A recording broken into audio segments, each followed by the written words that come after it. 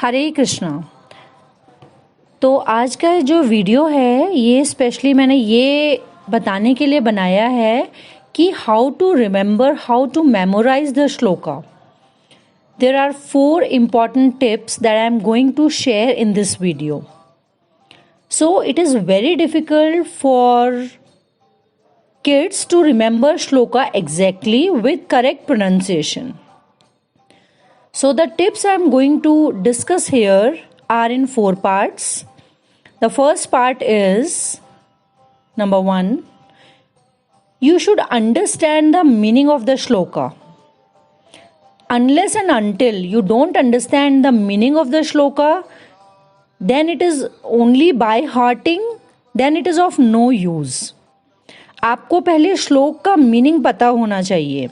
जब तक मीनिंग आपको नहीं पता होगा and you are by hearting it, आप उसे याद किए जा रहे हैं, तो उसका कोई फायदा नहीं होगा. So let us take one shloka to explain this. This is from Bhagavad Gita 9th chapter 26th shloka. It says, Patram pushpam phalam toyam yo me bhaktya prayachati tad aham bhakti upratam ashnami prayatatmanah. So, we can break this shloka into 2 parts. आप इसको 2 parts में divide कर सकते हैं and then you may remember the shloka. और अगर 2 part में भी रिमेंबर आपसे नहीं हो रहा, ठीक से नहीं आ रहा आपको, तो you can divide into 4 parts. जैसे हम इसको 4 पार्ट्स में कैसे डिवाइड कर सकते हैं? पत्रम, पुष्पम, फलम, तोयम. ये हमारा फर्स्ट पार्ट हो जाएगा. सेकंड पार्ट होगा यो में भक्त्या प्रयच्छति. इसको हमने सेकंड पार्ट मान लिया. थर्ड पार्ट हो जाएगा हमारा तत् अहम भक्ति उपहृतम. ये 4th पार्ट हो गया. और 5th पार्ट हो जाएगा अश्नामी प्रयत आत्मनः. सो इस तरह से हमने इसको 4 पार्ट्स में डिवाइड कर लिया. और डिवाइड करने के बाद आप एक पार्ट पे कॉन्सेंट्रेट कीजिए. जैसे आप पहले मीनिंग इसका समझिए.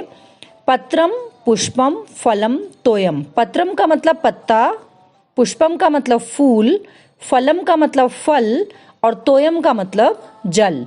पत्रम, पुष्पम, फलम, तोयम. पत्ता, फूल, फल या जल. यो में भक्त्या प्रयच्छति.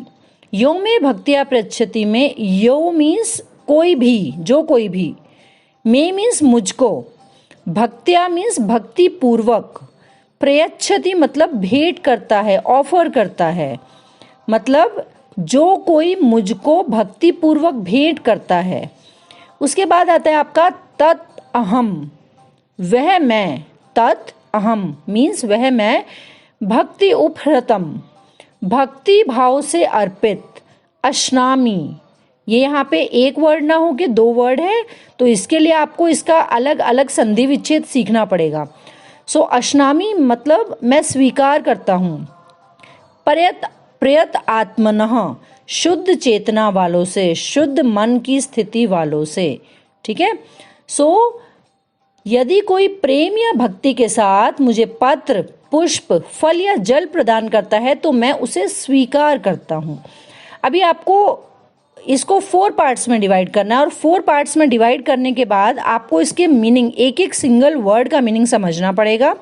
हर एक सिंगल वर्ड का जो प्रोनाउंसिएशन होगा, उच्चारण आपका बहुत सही होना चाहिए. अगर उच्चारण गलत है तो वो जब आप सुनाएंगे किसी को तो वो उस उच्चारण के साथ होना चाहिए जिस तरह से भगवत गीता में लिखा हुआ है या किसी भी ग्रंथ में लिखा हुआ है.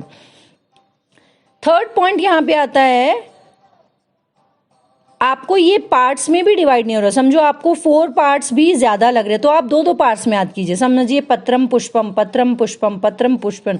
You have to practise, practise and practise. You have to learn it, you have to revise it a lot of time. ठीक है. तो अगर आपको पत्रम पुष्पम याद हो गया तो फिर उसमें आप फलम तोयम, फलम तोयम, फलम तोयम उसको रिवाइज कीजिए.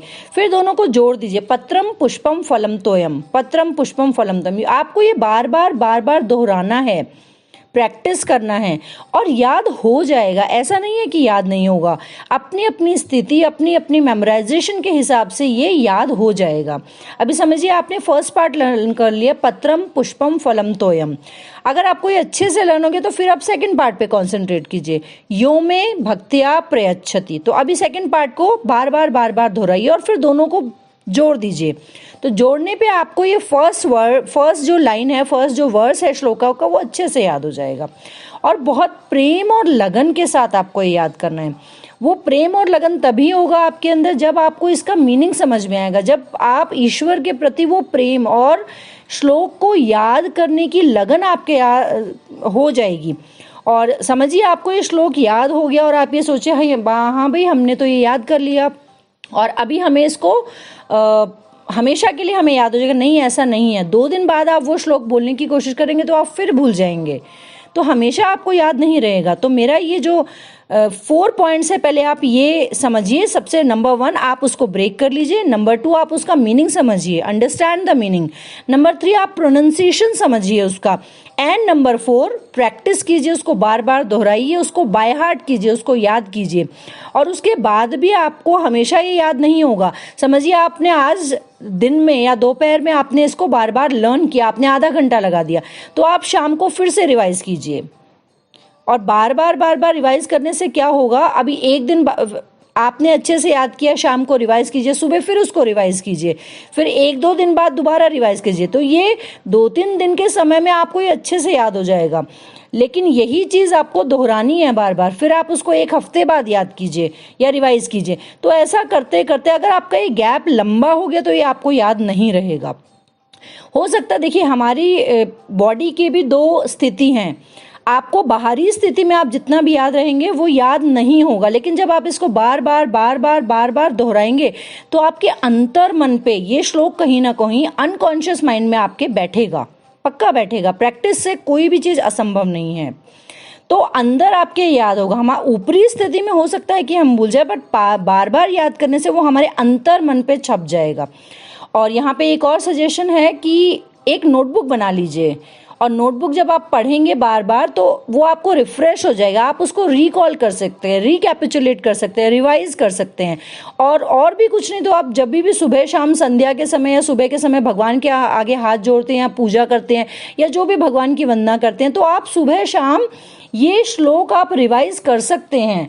बार बार नोटबुक में से भी देख के कुछ दिन रिवाइज करेंगे तो आप ये बात मेरी लिख लीजिए 100% कि कुछ दिनों बाद आपको वो नोटबुक की ज़रूरत नहीं पड़ेगी और ये पक्का आपको याद हो जाएगा। तो आप सुबह इवनिंग हमेशा उस नोटबुक से रिवाइज कर सकते हैं। और कोई भी आपका अच्छा स्पीकर है, आपको कोई स्पीकर बहुत अच्छा लगता है, उससे सुनिए, उससे बार बार सुनने से भी आपको ये याद होगा। ज़रूरी नहीं है कि आप मतलब बोल के, या किसी को देखो मन में अच्छे से याद होता है, कोई बहुत ज़ोर से बोल के याद है, तो वो आपकी खुद की स्थिति पे डिपेंड करता है कि आपको कैसे याद होगा। तो वर्बल हियरिंग भी मैटर करती है। तो आपको कोई बहुत अच्छा ओरेटर, कोई अच्छा स्पीकर अगर लग रहा है तो आप उसी स्पीकर का बार बार सुनेंगे, तो ये श्रवण करने से भी आपको ये याद हो जाएगा। अभी जैसे फिल्मी गाने हम कैसे याद करते हैं, क्या हम उन्हें बैठ के रिवाइज करते हैं, क्या हम उन्हें बैठ के नोटबुक में लिखते हैं? नहीं, वो हमें याद हो जाते हैं। इसी तरह से जब आप बार बार किसी श्लोक को बोलेंगे तो वो याद हो जाएगा आपको। और श्लोक क्या है, देखिए भगवान का ही शब्द रूप है श्लोक। भगवान बहुत खुश होता है जब उसके भक्त श्लोक बोलते हैं, भगवान का ही शब्द रूप श्लोक होता है, और इससे the lord becomes very happy. We get association of the god, he blesses us. बस ये है कि आपको पूरे प्रेम, इच्छा और भक्ति से भगवान को याद करते हुए वो श्लोक बोलना है। हरे कृष्णा।